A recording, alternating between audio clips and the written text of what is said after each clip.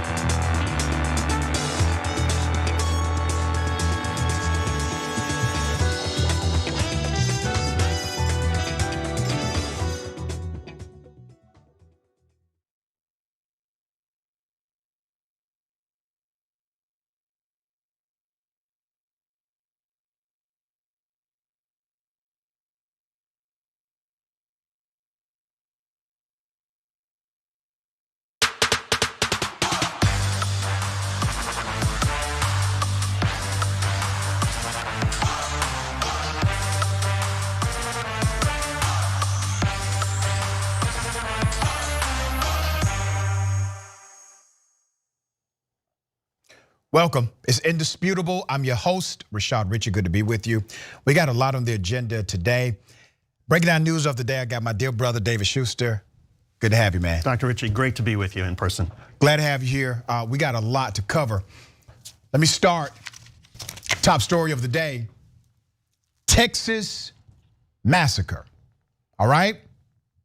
This is one of the most horrific things you will ever see. Let me be very clear about this, okay? Our leadership, our political leadership, they are feckless. You have children dead, another mass shooting. You had a mass shooting just a few days ago. The killer wanted to kill black people in particular.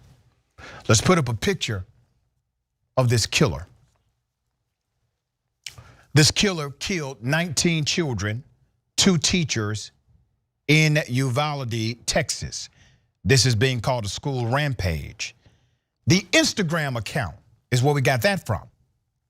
The Instagram account posted an image 3 days ago of 2 rifles, including what appeared to be a Daniel Defense AR-15 with a high-capacity magazine. Another image from April 28th showed someone holding a magazine. He has a fascination with guns, all right? So let's talk about that. What do you think the fascination with guns come from? Well, it's because we have a gun culture in the United States of America. A gun culture, a fascination with guns in this country. You see, there are real victims. Once again, this is not just a story. This is not just a segment. This is not normative, and you should not become desensitized to the reality of this carnage. Put up the picture of some of the victims we've been able to confirm. I want you to look at them. You can see their faces, right? You can see their beautiful smiles. They're dead. All of them are dead. You know, people have asked, and keep their pictures up, Doc, why did the death toll keep changing? The death toll kept changing because parents had to submit to DNA tests to confirm if their children were dead or not. They were not even recognizable to their own family members.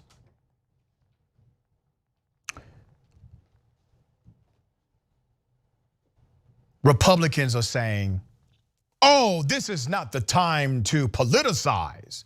Damn it, this is the time to politicize, because politicize means to be concerned with the affairs of your community, your government, and your country. That is the definition of political.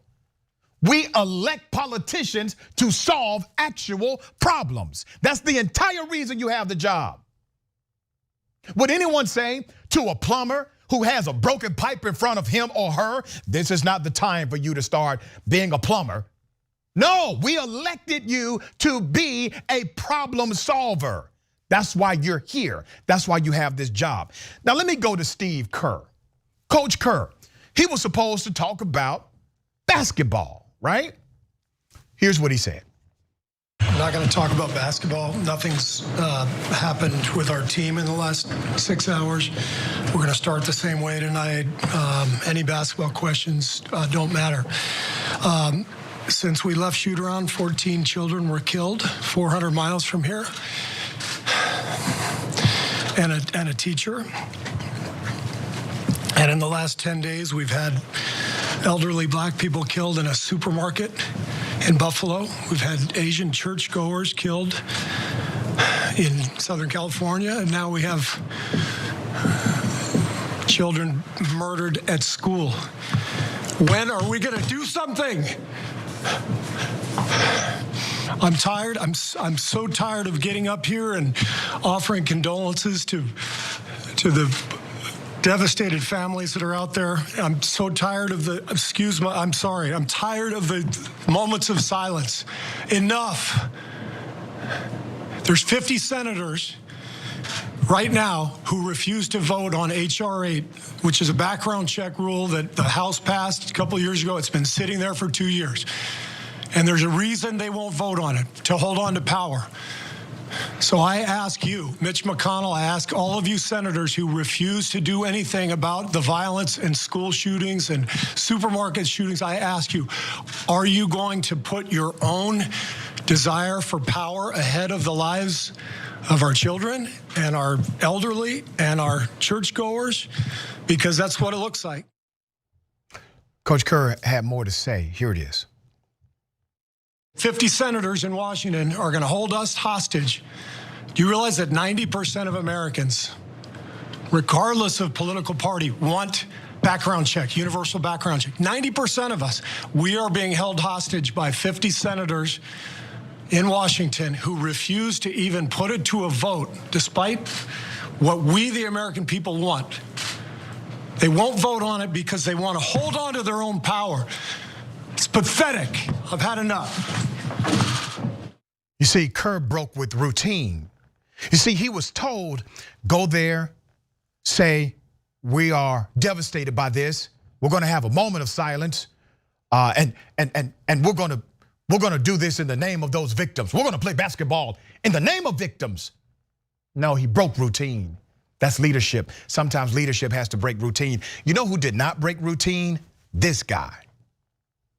I'd hoped when I became president, I would not have to do this again.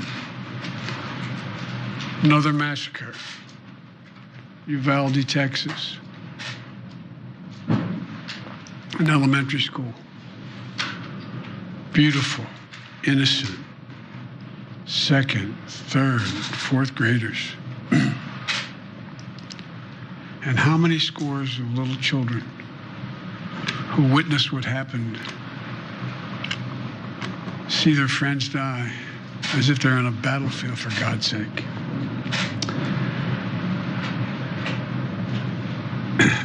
They'll live with it the rest of their lives. There's a lot we don't know yet. There's a lot we do know. The parents who will never see their child again. Routine. All right? Routine, right? Every president has a playbook they follow when things like this happen. Console the country. Talk about the victims. Express outrage. Here's the next step in the plan. Go to the location where it happened. Meet with some of the family members. Hold a press conference in the locality of the carnage. Go back to DC. Make a press release. Say that something needs to be done, and then blame it on the opposition party that nothing has been done. Routine. The guy who coaches basketball sounds like the president I would prefer to have in moments like this. Let me give you some more background. 18-year-old killer slaughtered 19 children and 2 teachers, according to the updated report from the AP. This was at a Texas elementary school. He barricaded himself inside of a single classroom and began shooting anyone that was in his way, authorities said Wednesday, in detailing the latest mass killing to rock the United States. Law enforcement officers eventually broke into the classroom and killed the gunman, who used an AR-style rifle. Police and others responded to Tuesday's attack, also went around breaking windows at the school to enable students and teachers to escape. The lieutenant of the Texas Department of Public Safety said on NBC's Today Show, Olivares told CNN that all of the victims were in the same 4th grade classroom, Robb Elementary. The killer barricaded himself by locking the door and just started shooting children and teachers that were inside that classroom. He said, it just shows you the complete evil of the shooter. Put up the picture of the children again. These beautiful,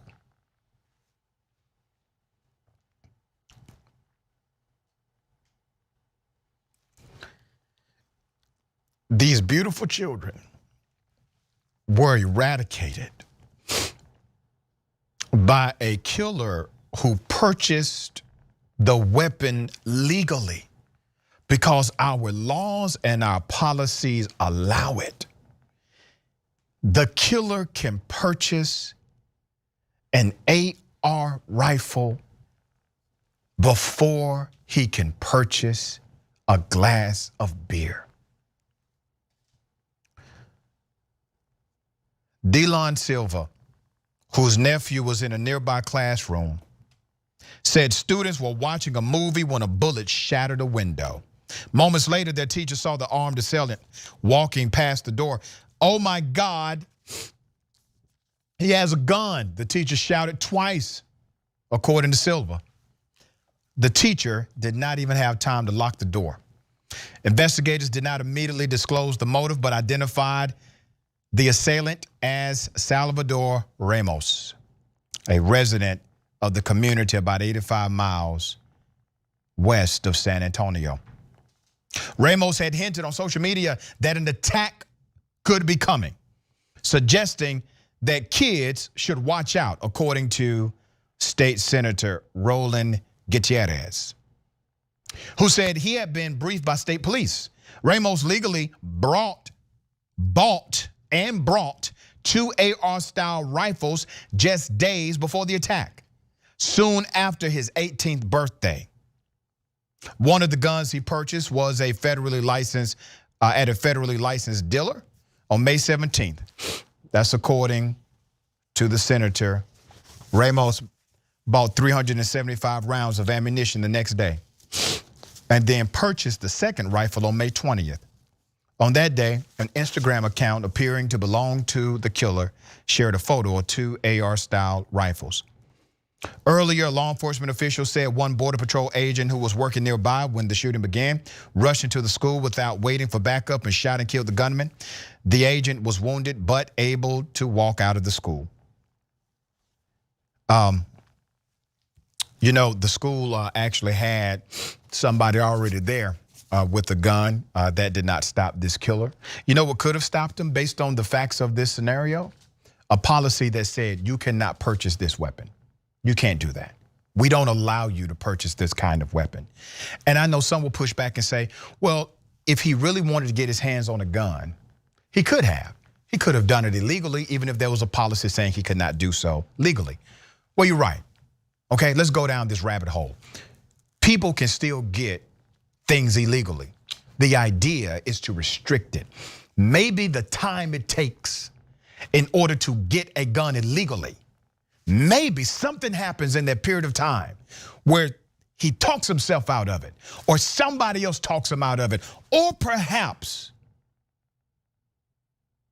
he commits to trying to do the illegal thing and he's caught and arrested and apprehended in the process of trying to get an illegal firearm. But you never get to that space when you are creating laws and creating an atmosphere to literally make it easy for killers to kill.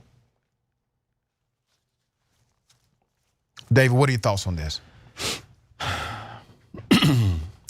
When there was an assault weapons ban, mass shootings went down. That's right. When the assault weapons ban was allowed to lapse, mass shootings went up. 10 years ago, I was working at Current TV with the Young Turks, and I had to go to Newtown, Connecticut to cover the Sandy Hook massacre. That was 10 years ago. It was the absolute worst story of my life. Yeah. And we didn't even get close. We didn't even get close to the parents, get close to the carnage, but just being there was the absolute worst.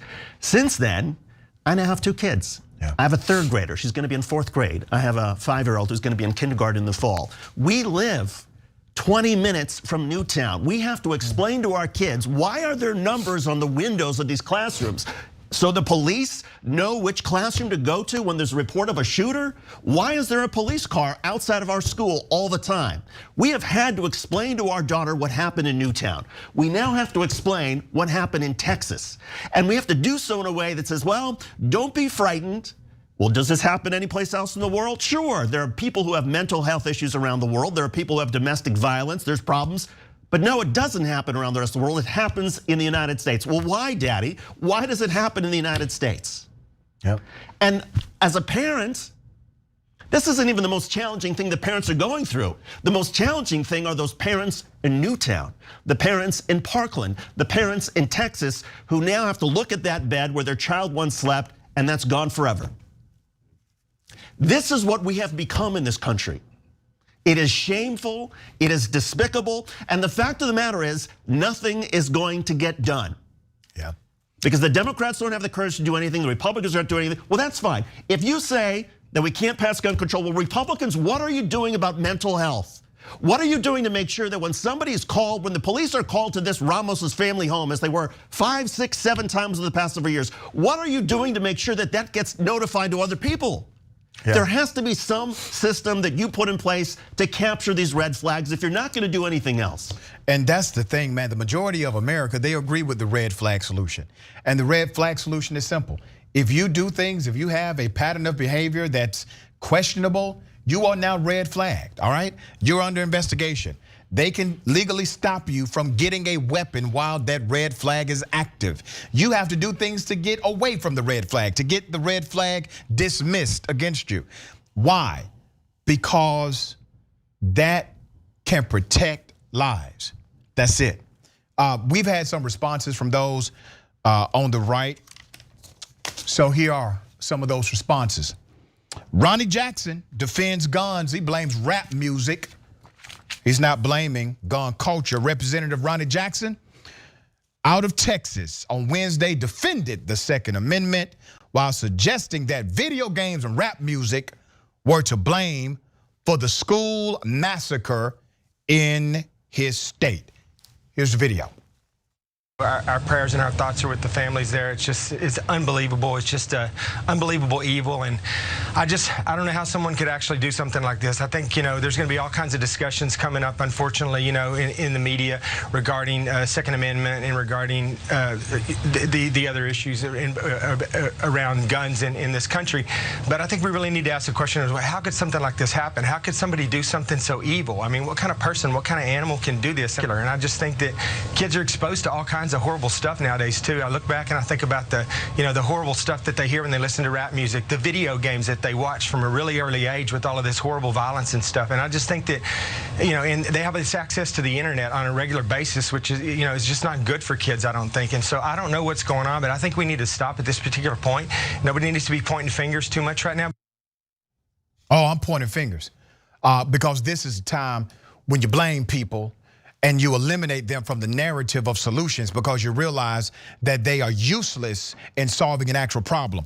And to the black guy who works for that conservative news outlet, bootlicker, that's all you are, sir. I remember you, I've debated you on Fox News a couple of times. I see you didn't listen to my advice whatsoever. To the elected official who decided to blame this on video games and rap music. Remember, there is no evidence whatsoever that rap music had anything to do with any of what happened. Here's the thing, they simply would like to pivot away from a solutions-based argument that connects to guns in this country.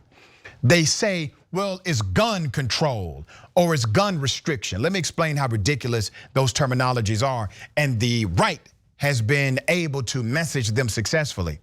With every constitutional right you have is also a statutory responsibility. There's a legal responsibility to every constitutional right.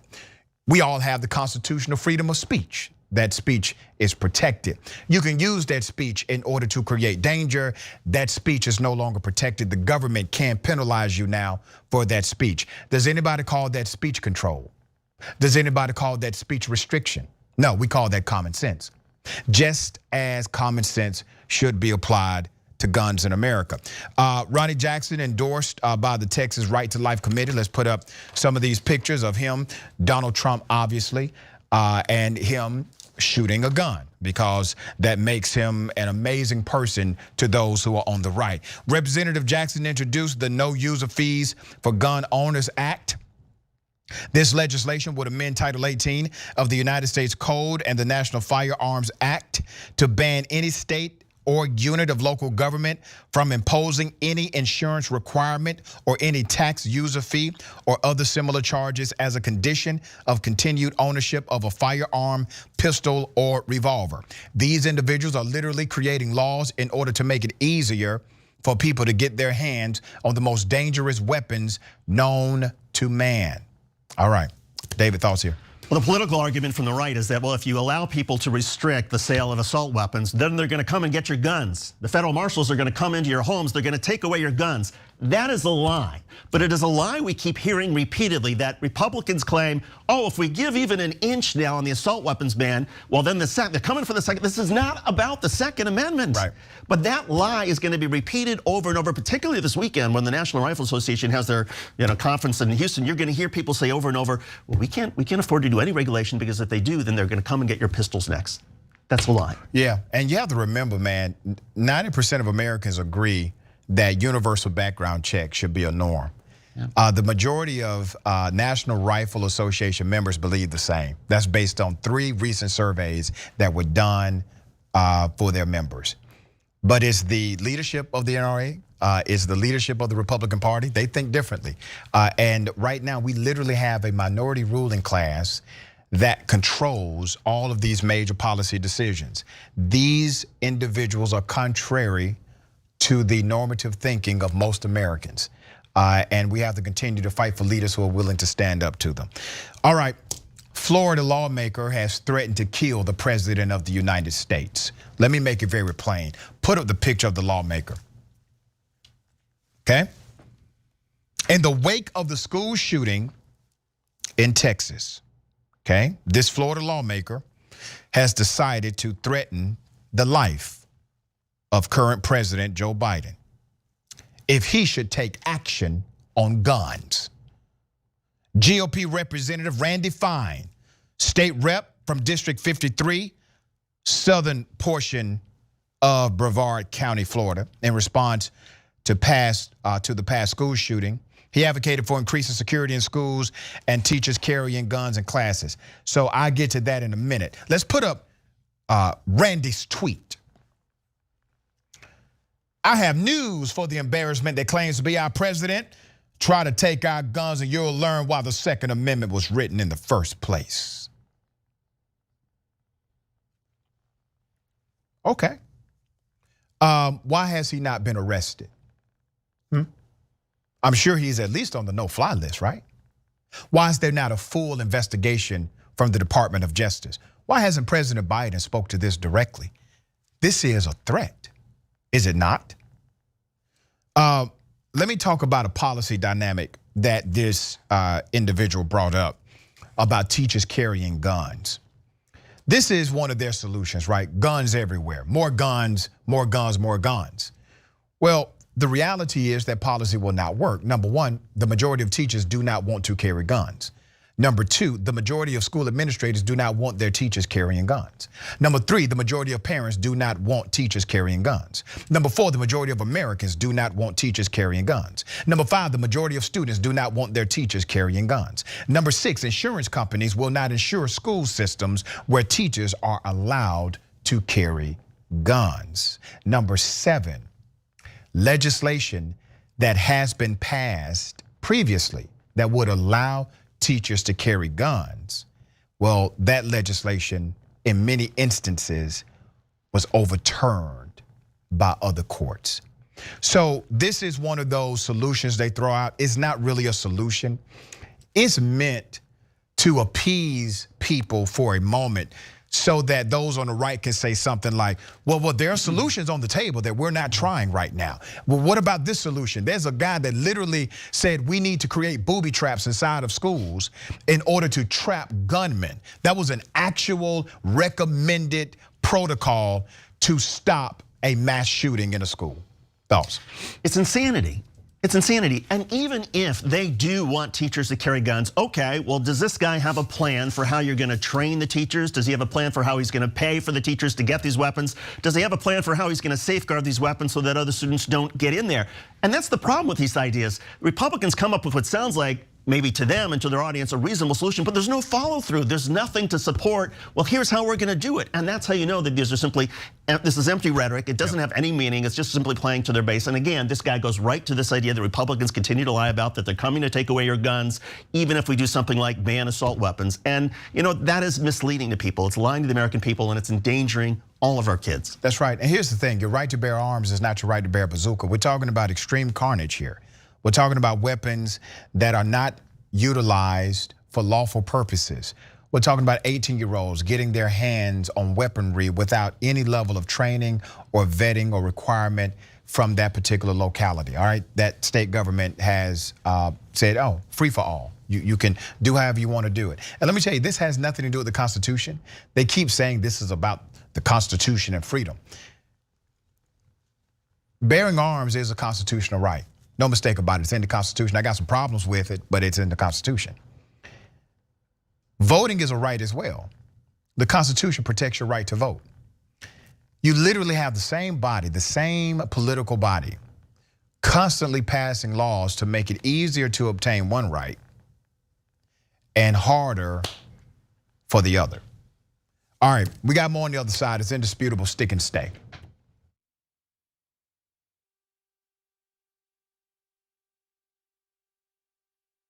Do all of you know the Young Turks?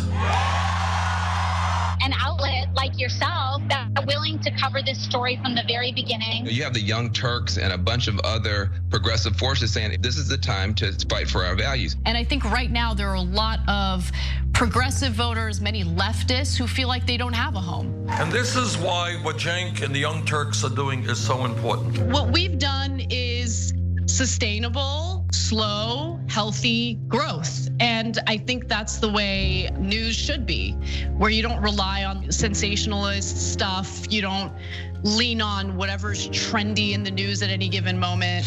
You just go with the truth. You gave me a platform. You've uplifted so many other progressive voices through this network, and you're constantly looking for people that you can amplify through the work we do, through the infrastructure that you built at TYT. It takes those early people who believe that can really be the seeds of this movement, and that has been the Young Turks. We're super serious about the news.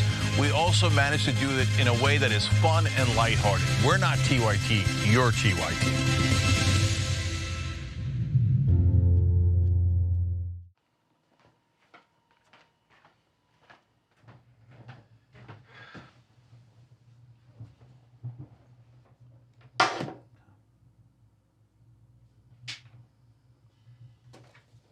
Welcome to the Damage Report. I'm John Idarola. This is gonna be a big one. Meanwhile, in the Arctic, you know where this is going. You watch the Damage Report, the Arctic's on fire. Obviously, why would we be talking about the Arctic except to tell you that it's melting once again? The Republicans aren't that interested in it. I wonder why. Lift out of poverty up to 3.7 million people, including an estimated 1.3 million children. Hashtag save the children? Not if it costs money. I mean, come on. Welcome to Indisputable. I'm your host, Dr. Rashad Richard. We got a lot happening today. But what do we do on this show? We tell the truth. You know why we tell the truth? Because the truth is simply indisputable. Rashad, great to be here. Congratulations on the new show. And I gotta let everybody know that Rashad and I go way back. Here's the pattern that we see in all of these Karen stories. They think they own stuff they do not own. Now, where does that come from? I don't know, maybe slavery. Maybe they think they should still own black people. This is what happens when Karens weaponize the police. When you're used to privilege, equality seems like oppression. It hits you in a certain way when someone is holding you against your will, treating you like you're a criminal and you're an innocent person. This is something that black people face no matter where they are. A stronger black economy lends itself to a stronger, greater economy. Don't think it's exclusive of you, it's inclusive of you. What's your beef with critical race theory? It adds more fuel to the fire of the racist tendencies that we already have. We have a generation of problem solvers that can remedy the problem if they are properly taught what the problem is. You know who created redlining in this country? It was a white liberal. I don't give a damn who created it. If it's a racist policy, Shelley, here's what I don't know. I don't know. See, there you go filibustering, brother. You're scared of this truth, but you're gonna get it though.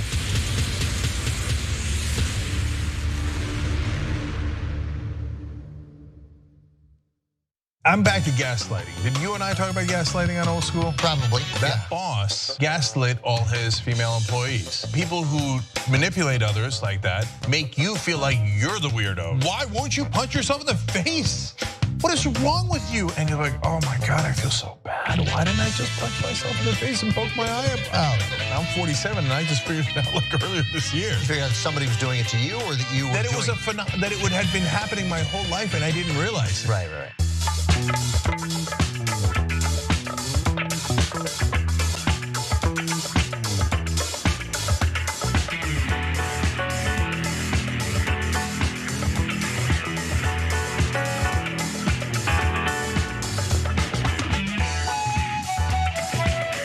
All right, welcome back. We got a lot of show left.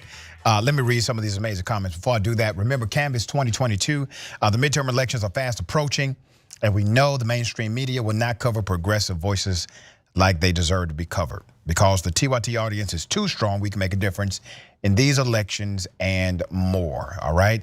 We've done it before, we're gonna do it again. Keep supporting the mission. Visit tyt.com/Canvas 2022, all right? Also, if you're listening to the podcast on a Facebook platform, podcast only now, all right? Podcast only. If you're doing that, just make sure you jump off of the Facebook podcast and listen to the podcast via Apple or Spotify, something like that, all right?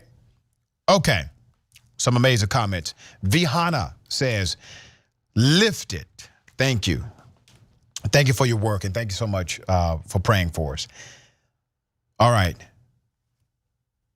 I Am Sock says, why do municipalities spend half of their entire budget on police when they won't stop your children from being murdered in school? That's right. It's really a problem. When a city says we've hired more police officers and people give them a round of applause, that's nothing to brag about, because what your city is saying is that they have more crime and they don't know how to deal with crime, so they're just gonna hire more cops, but you have more crime. That's nothing to applaud whatsoever. I'm waiting for the mayor to say, we're gonna have to lay off police officers because we have less crime happening in our city. We don't need as many cops anymore. When will a mayor say something like that? That's something to applaud, all right? Okay, Winston Sayer says, and the teachers who wanna carry guns don't need to be carrying them. Yep, that's right. That should not be part of it. My mother, the woman that adopted me as a school teacher, could not imagine her having to go to school strapped. It's insane. All right, ladies and gentlemen, I wish you Karen would.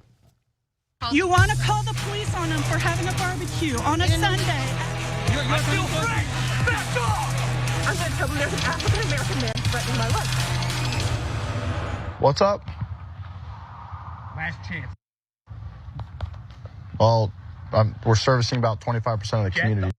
Out of my neighborhood. It's 8:30 at night, and it's too late to be ringing doorbell. Hey, don't go home. Hey, don't touch me. Go home. Don't touch me. Go Do not home, touch or me. I will. You are. I will sue you. Go ahead. Okay. Get the. Hey, don't touch me. Hey, don't touch me. Hey, get out of here, dude. You cannot touch me. I'm calling them. You know who I am. Call them. Call anybody. I will call them. Call your reinforcements. Dude, you're crazy. Hey, you're crazy, man. Get out of my neighborhood. Who do you work for? Get the off me. Tell me who you are. I'm Eco Shield, dude. Get off of me. Hey. Get out of here. Hey, get off of me, dude. I'm out of here, Where's dude. your car? Huh? Where's your car? It's Get coming. in and go home. It's coming. This is for my own protection. Do not come back near my house. That is assault, Do sir. not come near my house. That is assault. I will assault you. Okay. That's nothing. Okay, that is a threat. Yeah. Okay. It is a threat. Then you're. Pops would have caught them hands. Here's the thing. The young man is doing a job. That's a difficult job. And listen, every single one of us, we have been approached by somebody knocking on the door saying, hey, are you interested in, right? Maybe you're busy. Maybe you're just not interested. Maybe you're offended that somebody knocked on your door. But have you ever done that? Followed them, harassed them, and then physically assaulted them? No, because you don't have Karenicity DNA inside of you, that's why. So this individual thought it was an appropriate idea to physically assault an individual who's simply working in that community. If he did not like it, he could have said something without the physical attack. And because of that physical attack, this male Karen has landed right here on Indisputable. All right, David, multiple crimes took place here, obviously. And I gotta say this, man, the guy who was recording, you know, that's an employee of the month. Yeah. He stayed calm. Yeah. You know, we all get phone calls all the time, spammers trying to sell us stuff, people coming to our door. If you don't want it, don't answer the phone, don't pick up the door. I think the unfortunate thing is if this guy were to actually be charged with a crime with assault, he could probably get out of it by reason of, not guilty by reason of insanity, because who would do this not wearing any shoes, not wearing any socks? He was barefoot. All the other guy had to do, the salesman could have just stomped on his feet and said, oh yeah? Yeah. I mean, people just don't think. And if you're one of those people who don't, if you don't think and you just know you get angry, stay inside, stay at home. I'm glad that the worker is okay, but obviously this kind of reaction cannot be tolerated, and so we provide a mirror for reflection and possible correction. Okay, I got something for everybody. Double dose. You want to call the police on them for having a barbecue on a Sunday. I feel free! Back off! I'm going to tell them there's an African-American man threatening my life. Pooped in my driveway and I have it on video? I have it on video. I did not. That's a crime, you know. I did not do that. Why would I do that? That house has security cameras on it and I have it all on video. You pooped in front of the blue truck. No, I have not. Well, that's not what the camera says. You look just like the person on camera. Can I see this video? It's on a hard drive. I can bring the laptop later. Okay. Or you can come back.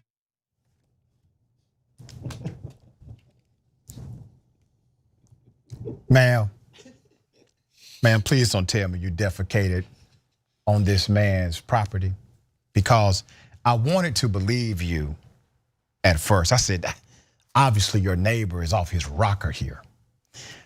But Madam Karen, can I call you Karen? When he offered to provide the evidence that you did this deed, you simply walked away. David. I mean, I almost have sort of no words. I mean, she could have said it was the dog. She could have said, okay, yeah, I did it. I was having a really bad day. I was really mad at you for the following reasons. Sir. And it still would I have been don't wrong. give a damn. Come on, David. It still would have been wrong. David. But at least, have you ever been that bad? She could have come clean, pardon the pun. And she could have said, yeah, of course, you know, and just sort of go with it. Yeah, of course I pooped on your yard because, you know, you made me mad the other day. And then they can have an argument about what is appropriate responses to being angry. But for her to just sort of walk away, deny it, not accept any sort of responsibility when he's got the evidence. She knows she did it. She's got some serious mental health issues. Never mind whatever bowel issues that she has and desire to mark her territory. I disagree. I disagree, brother. I don't think she has any mental health issues. I think she's a nasty individual inside and out if she decided to do this. And she got caught because she didn't realize her neighbor had a camera. This is just, yeah, it's ridiculous. All right, so we got to do this. Anti-Karens unite. You're screaming at employees in Walmart. Get out of here. That's racist. Yes, it is. No, it's not. The United States doesn't have an official language, jackass.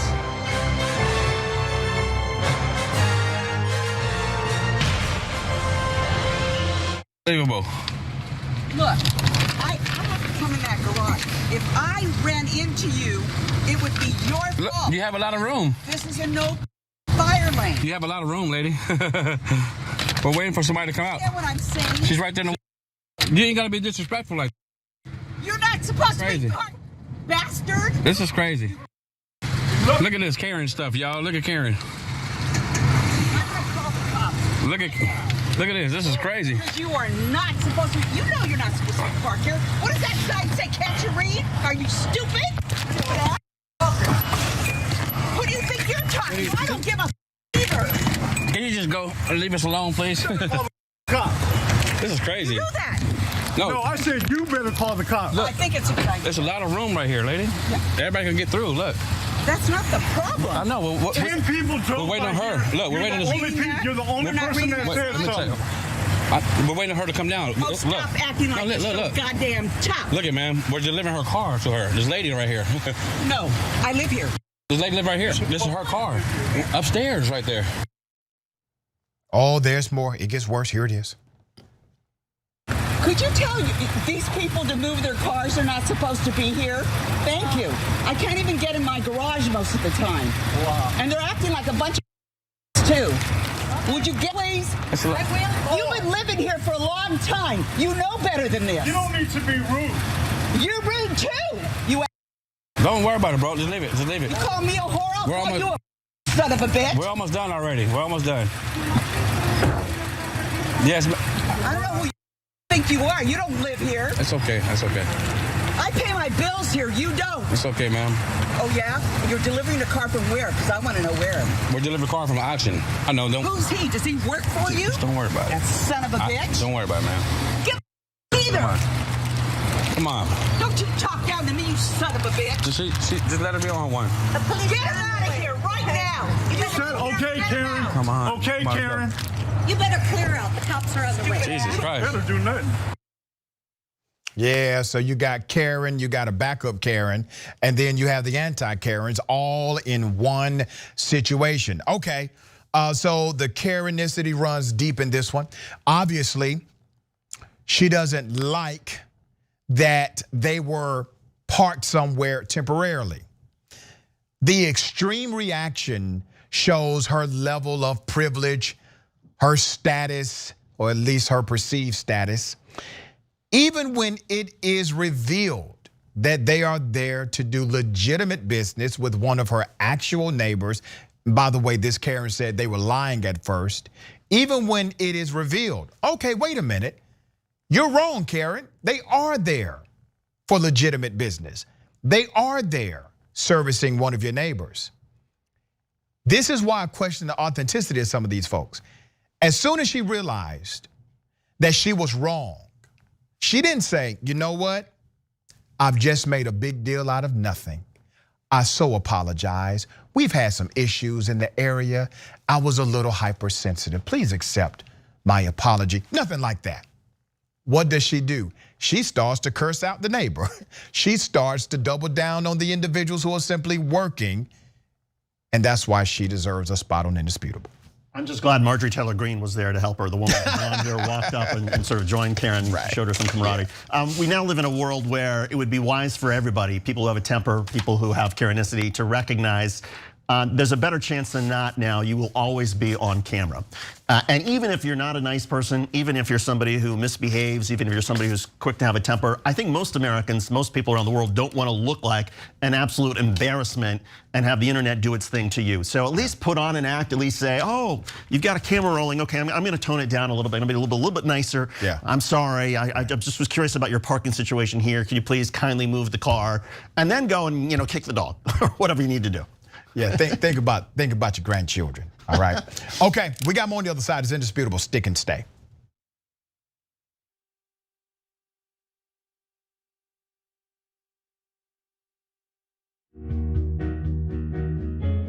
Our audience has given us everything, so we couldn't be more connected. When we first started, people would start giving us directions and say, okay, the mics are too large, move them.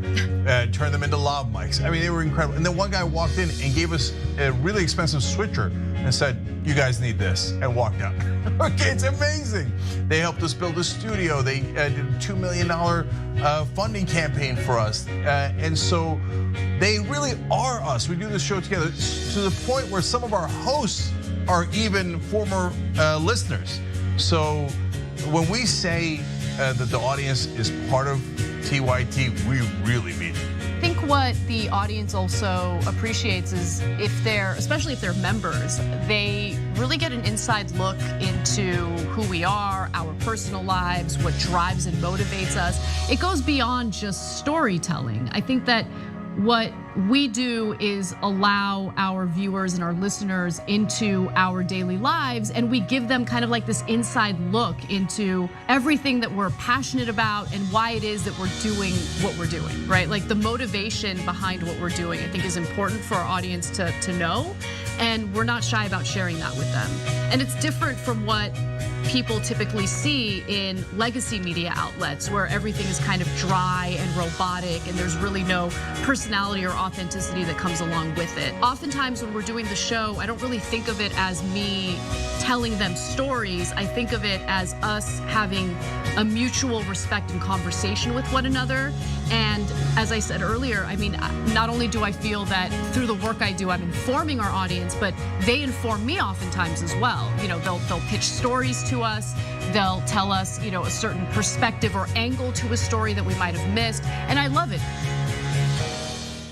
Our TYT audience has been building this show and this network with us for 20 years. Now we're expanding and connecting our audience around the world in even more exciting and powerful ways. Look, I don't want you to miss another petition, poll, community conversation, or TYT segment. Connect with informed, passionate, and compassionate progressives, and even new progressives. They're joining our movement every day. This is gonna be amazing when we work together. So our community members are learning together, they're building lifelong relationships, and even politically organizing together. Here's what Power Slave Wolf has to say as they begin interacting with our community after making TYT their #1 trusted news source. Quote, I've been a TYT viewer since the Obama years and have since found them to be a far more trustworthy news source than most TV news outlets. Away from viewing TYT, I'm a musician, electric bass guitar, sim racer, satire enthusiast, and rollerblader, the latter being my main means of intense exercise.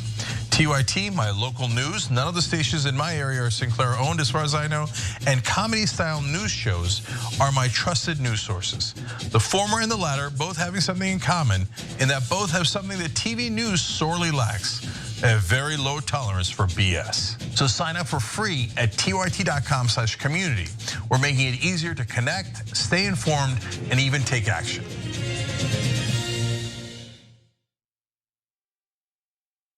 Hi, I'm Bartholomew Joseph Kyle. I do audio for the main show, The Young Turks. I also do audio for Post Game. I started in 2006. I met Cenk Uygur at the Iraq for Sale screening that was directed by Robert Greenwald. And watching that, I want to figure out a way to be part of something that's genuine and authentic.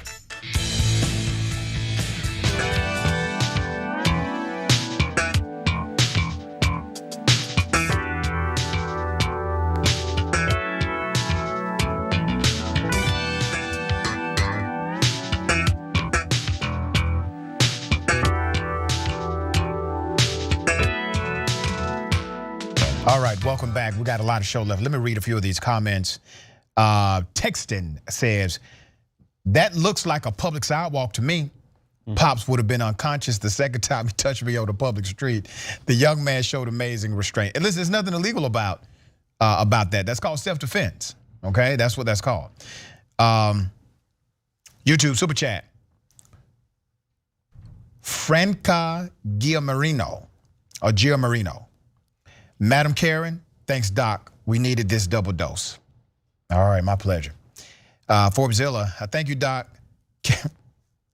Karen Dookie was the story we needed today. We appreciate you. Karen number 2. It's literally Karen number 2. That's right. Nice. Miriam Bowie, thank you so much for that. OKC Cal, thank you.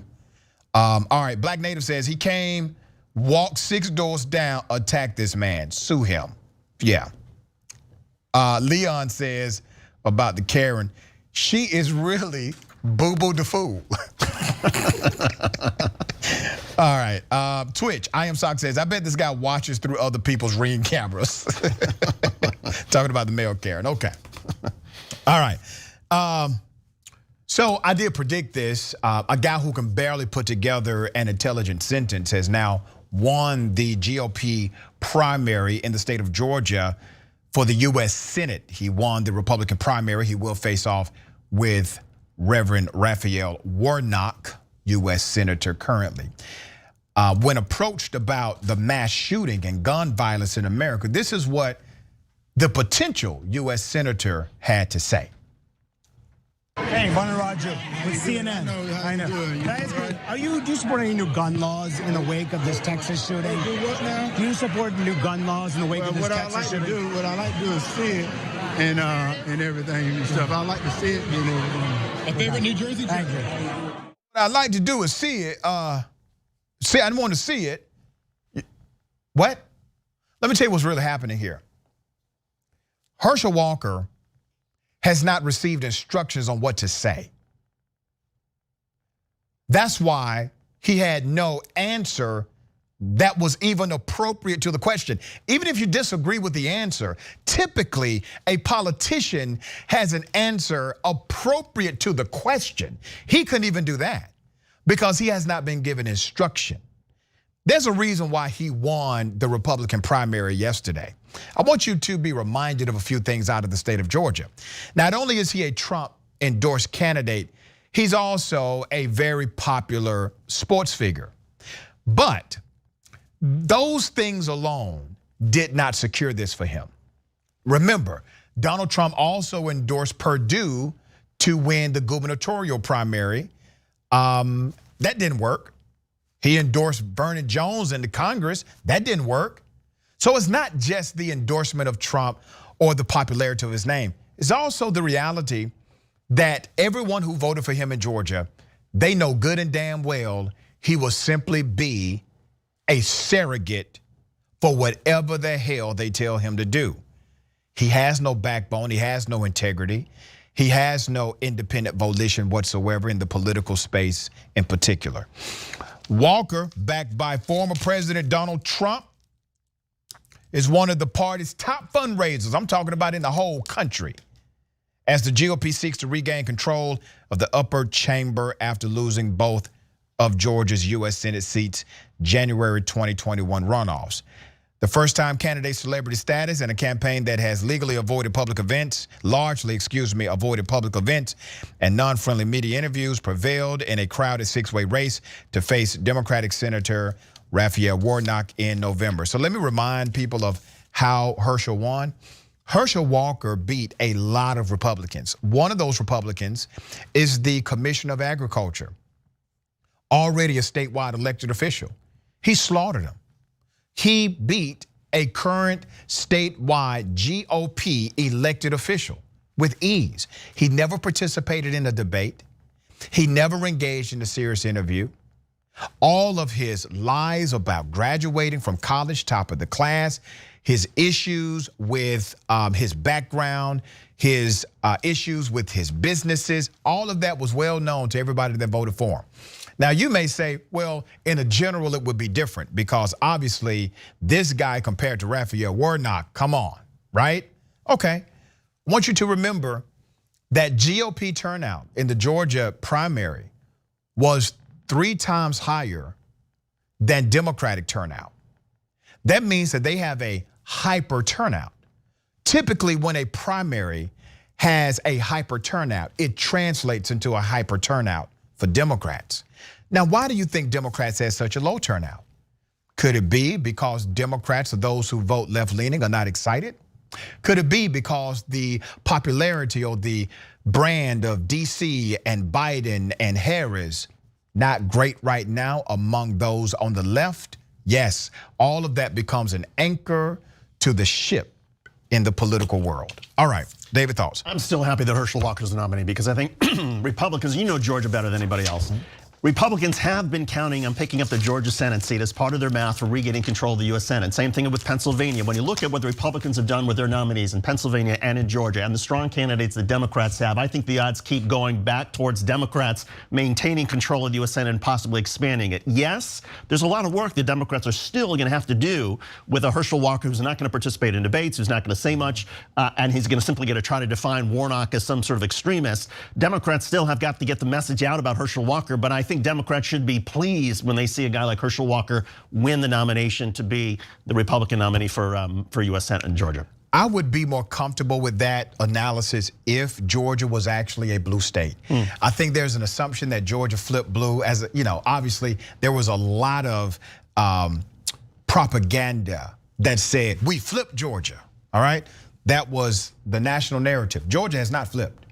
Georgia happens to have 2 United States senators that are Democrats, John Ossoff and Raphael Warnock. Both of them are dear friends of mine, but Georgia has not flipped.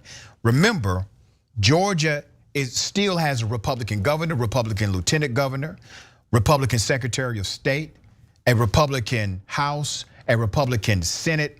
It still is majority Republican with their county commissioners, the sheriffs, and the list goes on and on.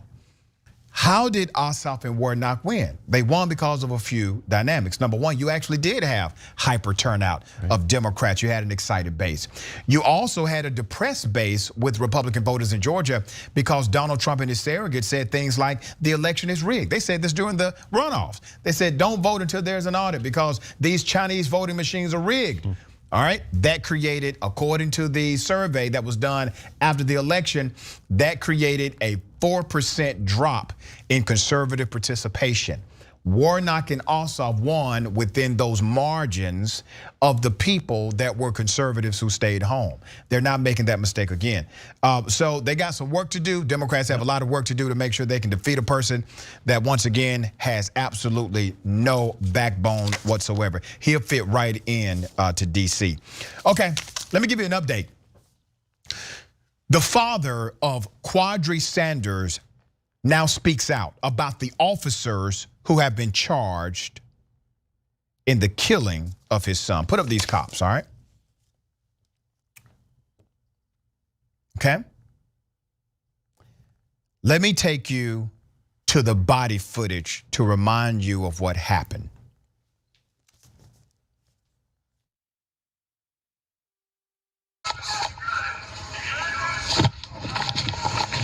He just ran back in the house.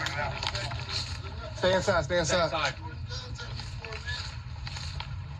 Bro, go back in the house. Okay, that's not public. That's not public. Hands up. Baby, hands,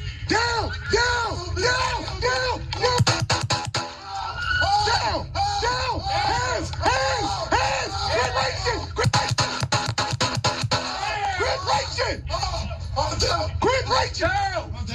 Stay down. Roll over. I'm down. Roll over.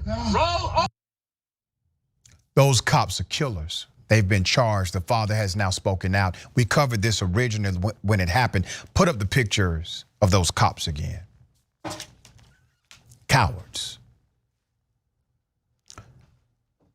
This happened December 5th, 2021. This killing cost officers Robert Hinkle and Nathan Ronan their jobs.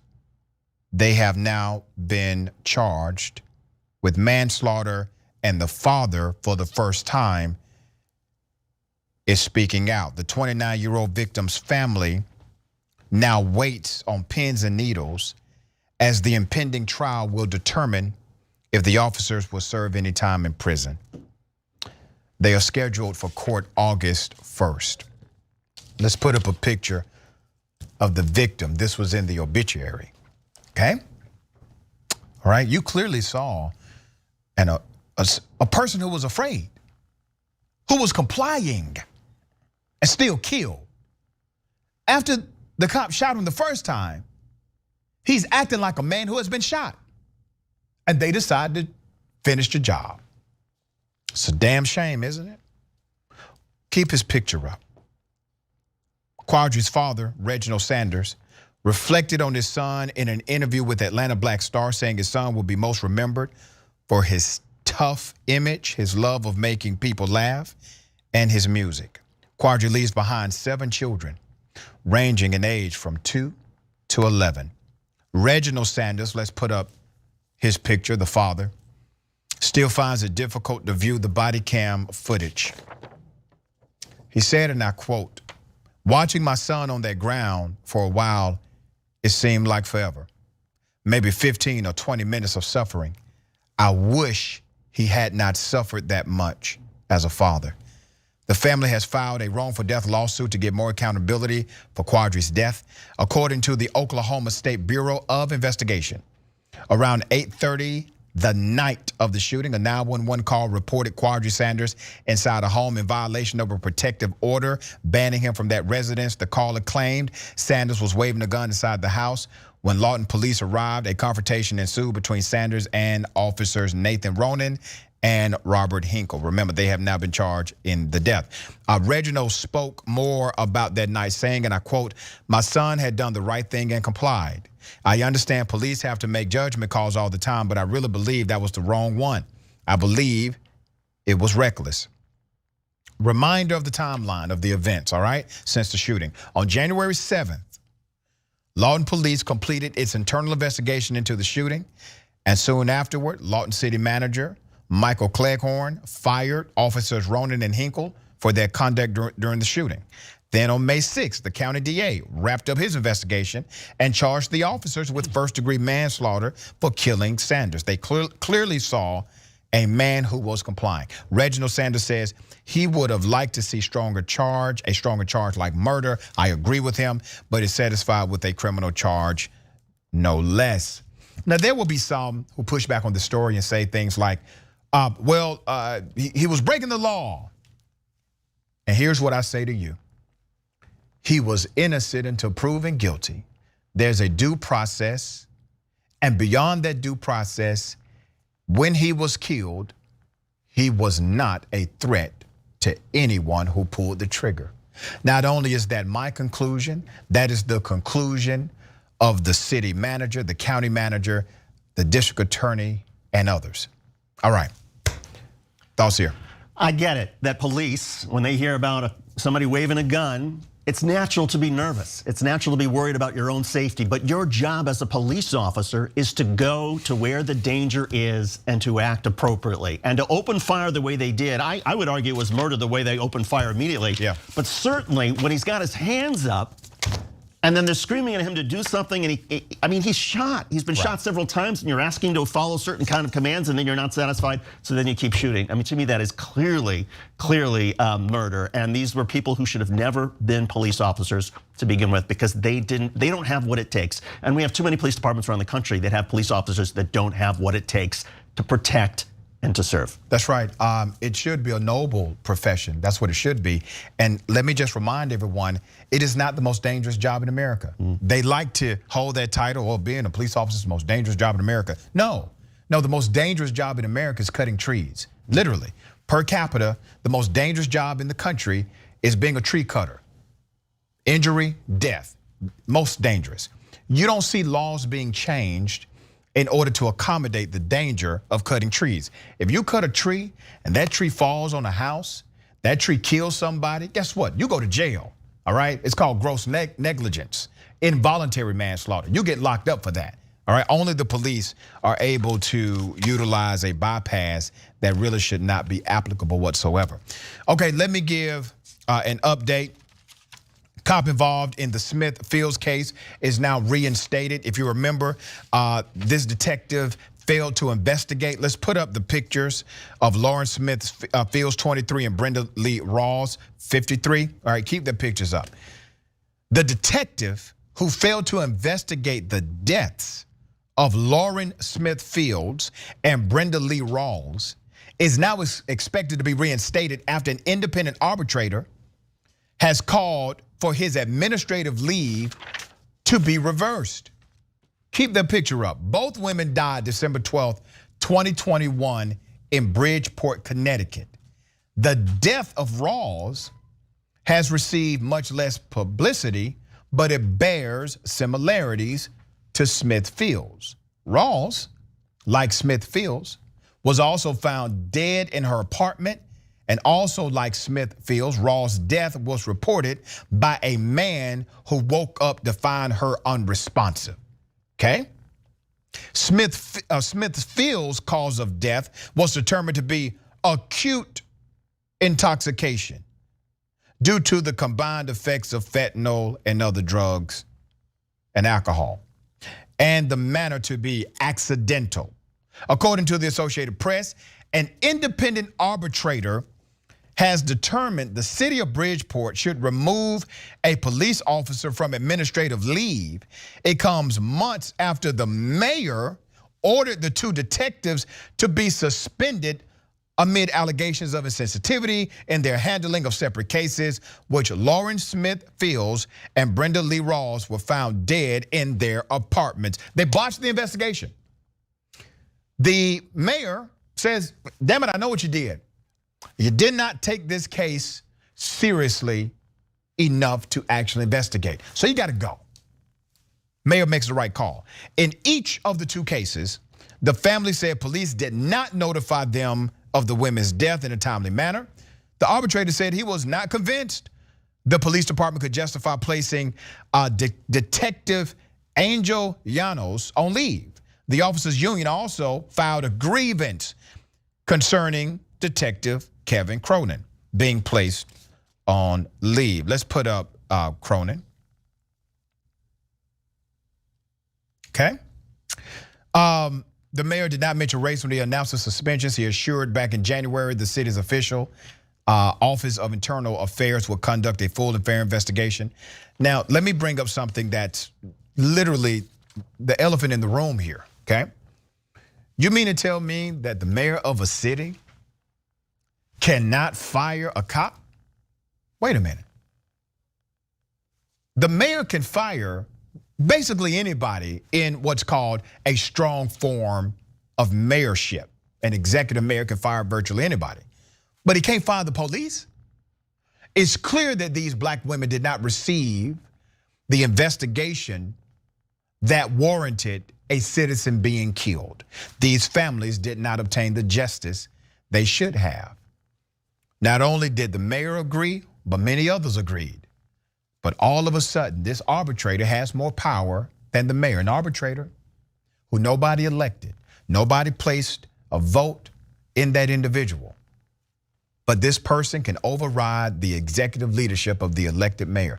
This is why people don't like politics. How in the hell does the authority, the governing authority, make the right decision, dear brother? The governing authority makes the right decision, and then somebody who has no governing authority overturn it. And I have a sick feeling that if these 2 victims had been white instead of African American, there would be no question those police officers are gone for not investigating white girls being murdered. That's and there's right. no question that an arbitrator would have upheld the police officers being gone. But because the victims are African American, that's right. Even though the mayor does the right thing, well, the police union says, well, wait a second, the police officers were just whatever, it took them a while. Bridgeport has a lot of problems. I know their mayor is trying to change that, but this is not going to help the reputation not only of Bridgeport, but also the entire state of Connecticut. Yeah, and I want to say this to the mayor. Ignore the arbitrator. Ignore him. Tell them to take you to court, okay? And if a judge orders that you reinstate, file an appeal. That's what you have to do. They won't see that coming. They won't see that coming. And yes, it will cost some money, but you stand up for the people. You did the right thing, Mayor, and the people backed you for doing it. The people that did not, the union that did not, the other police officers that did not, you did not get elected by them. Don't forget who brought you to the party, all right? The citizens of that community. Okay, we got more on the other side. It's Indisputable. Stick and stay.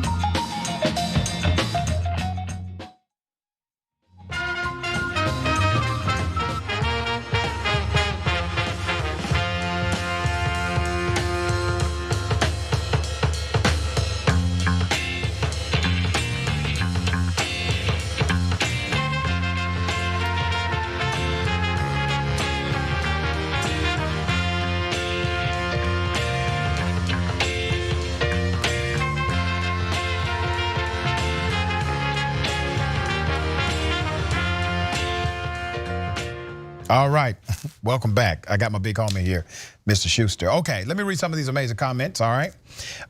Texas says, Doc, you're a very reliable source, but you say Herschel Walker could barely put together a sentence. I have to dispute that. I have yet to hear a complete one. You're probably right, actually, man. Naughtiest Maximus says, it's under investigation. Is a police department's equivalent to a parental maybe given to their child who asks if they will get an expensive toy they want. That's right. YouTube super chat, James Thompson, and thank you, James. I remember the song Puppet Man, and he is. That's correct. Twitch. Tempo Dan 918. I like his policy of spin, move, juke, then stiff arm. Yeah. All right. Okay. There's a man who faked being the police for at least 15 years. So much so that he arrested people, he responded to crimes in progress, even tricked the police, had a police dog. It's a damn shame. Put up his picture. Okay, see that guy? His name is Antoine William Tuckson, 37, of Maryland. He was posing as a deputy U.S. Marshal. He had weapons, had police-style vehicles, realistic-looking IDs, and even a trained, and this is in quotes, bite dog. All right, keep his picture up.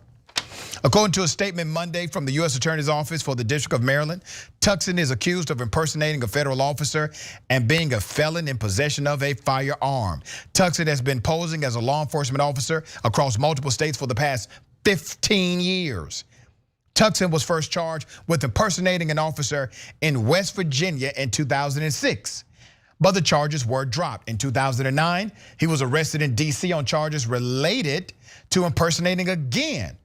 But the case was overturned on appeal, dropped. Then in 2018, according to a Charles County Sheriff's Office report, Tuckson responded to a robbery in progress at a bar and identified himself as a U.S. Marshal to both the victim and the police. Hold the hell up. When did the U.S. Marshal start responding to robberies in progress? Okay, he got away with it.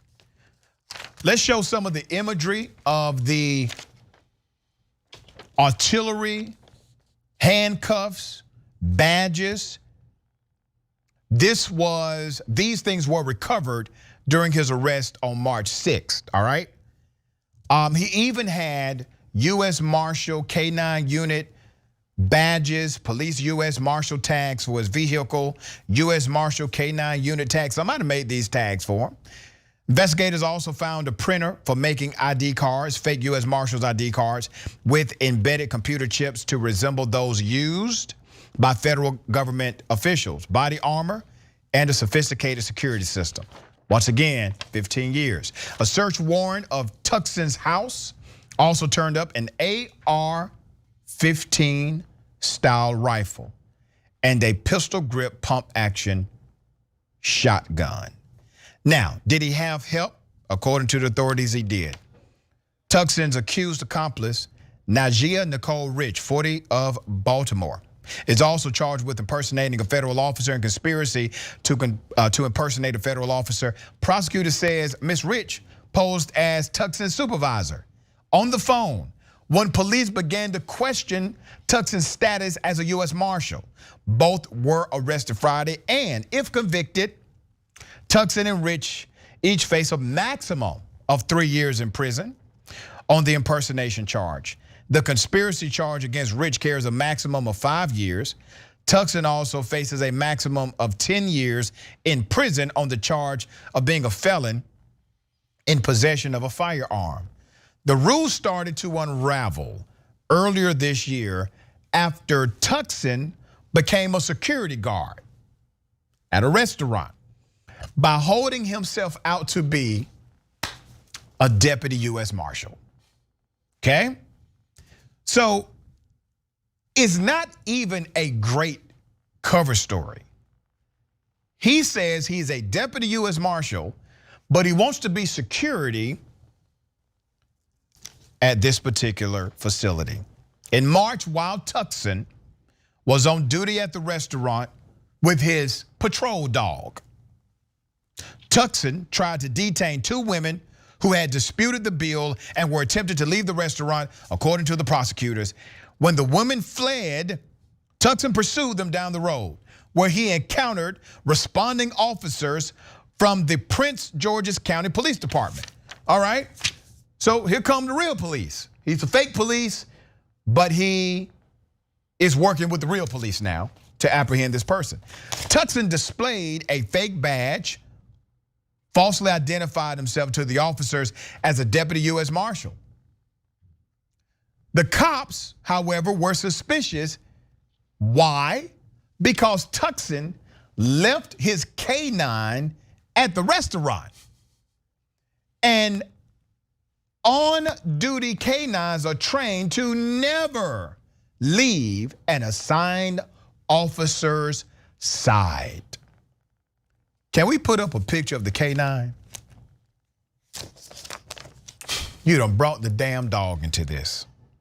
Dog's got to eat, Dr. Ritchie. Come on, man. This is a beautiful dog. When Prince George's officers began questioning him about his purported status as a marshal, prosecutors say Miss Rich, his accomplice, then posed over the phone as Tuckson's supervisor to vouch for him. Eventually, prosecutors said Rich showed up at the scene in tactical pants, a bulletproof vest, and what appeared to be an extendable baton, and told officers the dog was her emotional support animal in addition to being a patrol dog. Okay. Let's put up the pictures again, explain what's happening here. All right. On the left, the dog was later handed over to the county's Animal Services Division, but Miss Rich was able to retrieve the dog the next day after showing up in police-style clothing and telling the Animal Service officers the dog belonged to a U.S. Marshal. They fell for it again. In late 2020, Tucson registered the trademark USMS Special Services and registered multiple vehicles in that name, USMS, United States Marshal Service. 2 of the vehicles were equipped with flashing red and blue lights, and a forged document from the Maryland Motor Vehicle Administration registering the 2 vehicles as emergency vehicles was also recovered in the house search. The document is on the right. Listen, man, listen, brother. Why not just become the police? I mean, they have hired convicted felons before. Yep. We have reported on this right here. And I guarantee you would have found somebody in this country willing to hire you. I'm glad that this individual has been caught. We don't know what else this was used for. I just have to imagine it was used for more than just kicks, that there was some level of either con or something else happening here. My question to the prosecutors, and look, let's be clear, nobody should be impersonating a police officer. Yeah. Having said that, did this fake cop respect people's First, Fourth, Right. Fifth Amendment rights? Yeah. Because if he did, then that's better than a lot of cops that are out there probably in that same Prince George's County department who do not show that same level of respect for ordinary citizens. That's actually so, yes, throw the book at him because he impersonated a cop, but let's also maybe somehow say, look, the guy's clearly creative. He clearly put a lot of effort into this. If he respected people's rights, and let's use this and say he was an exemplary police officer and how he interacted with the public. You know, this literally reminds me of a movie that Martin Lawrence was in, where he impersonated a cop or does anybody remember the name of that movie?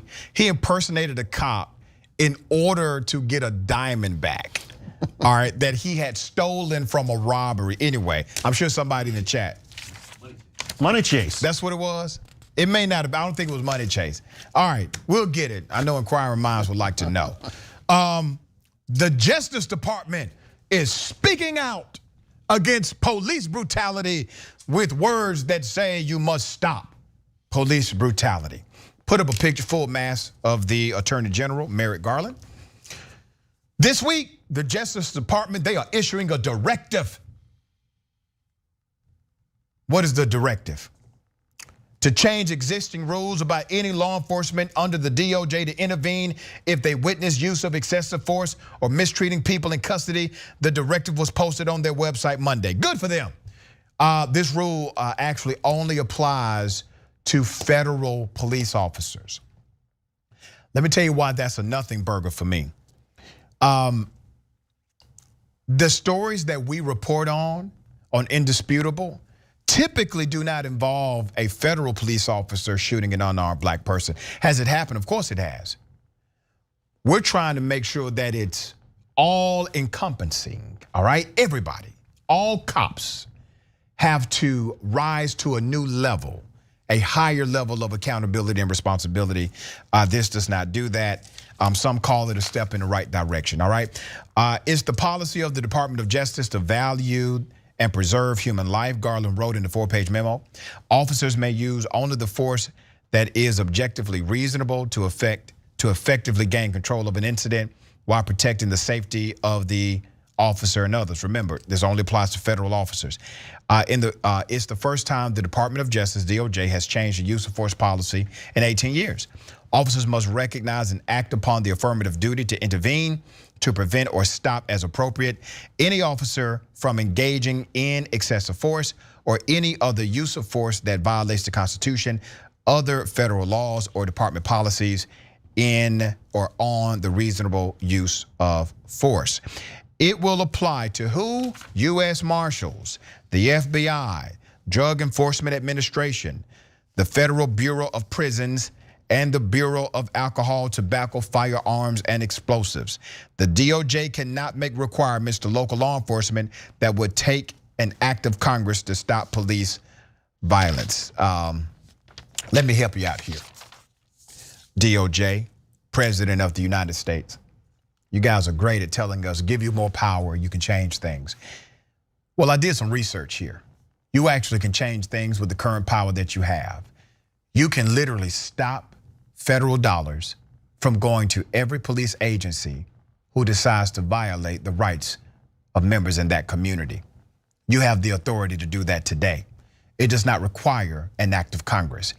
Hell, it doesn't even require anyone to agree with your directive. Just like you created this directive about other law enforcement agencies in the federal government, you can create a directive for the budget and defund police agencies, local, city, county, and even state agencies that are adversarial and antithetical to the communities they serve. But you're unwilling to do that. You want us to believe you have no power. You have the power to change. That purse string is your power. Use it. Also, this is what's going to happen today on the 2nd anniversary of George Floyd's murder. President Biden is set to sign an executive order on police reform this afternoon. The order will include a new use of force requirements and create a new national law enforcement accountability database to keep track of misconduct claims and disciplinary records of officers, but only for federal officers. It also encourages local police departments to make similar changes and contribute to the database, but the order does not legally apply to them. Here's the other thing. Guess what? I did some more research here, Dave. They can make it, the federal government can make it a requirement in order to obtain the normative federal dollars that you benefit from, that your community may benefit from. You must voluntarily sign up for the database. That is a prerequisite. They can do that right now, they choose not to. Voluntarily. You know, my initial reaction to the DOJ memo was that it wasn't worth the paper that it was written on. Yeah. However, when you're talking about brutality, the Attorney General gave up the game here. He said, gain control of an incident. And that's the key, because that tells you police in the United States are trained to gain control. That's a problem, because there are a lot of ways you can gain control. It's not just through physical force. That's right. You can use de-escalation to calm down a situation to gain control. And if the Department of Justice is really concerned about police brutality, then they should be spending their money and resources on training these local police departments on how to de-escalate. It's not just escalate to take control. It's not just dominate people. It's not just use excessive force. No, there are other ways you can protect police. You can protect your citizens by calming everybody down. And until our police realizes that should be one of their institutional goals, we have a clear institutional problem in America with policing. Yeah, that's right. And here's the other thing. They want to keep saying that they have no jurisdictional authority over police officers. That's not true. The federal government has what's called concurrent jurisdiction, meaning many of the crimes committed, that state can prosecute. If the federal government really wanted you that bad, they can prosecute too. Yeah. Typically, you do not get the double whammy, but for some high-profile cases, you do. Police officers do not have a special protection in the US Constitution. Police officers do not have a special federal statutory protection. Literally, if a person can be prosecuted for a crime by the federal government, so can a cop. The only reason why that does not happen is because of culture, not policy. It's because of culture, not statute. It's because of culture, not constitution. All right, brother, always a pleasure having you on the program. Great being on with you, Dr. Ritchie. Thank you. Tell people how they can follow you, check out your great work. Rebel HQ on Facebook, Twitter. You go to the TYT webpage, we do videos just about every day, sometimes trending videos, viral videos, politics videos, Rebel HQ. On Twitter, you can follow me at David Shuster. Love to hear suggestions. If people want to provide tips and things that they want us to investigate, we'll take a look. Always great content. All right, remember, take care of yourself, take care of each other, take care of the planet. Remember, the truth is always indisputable.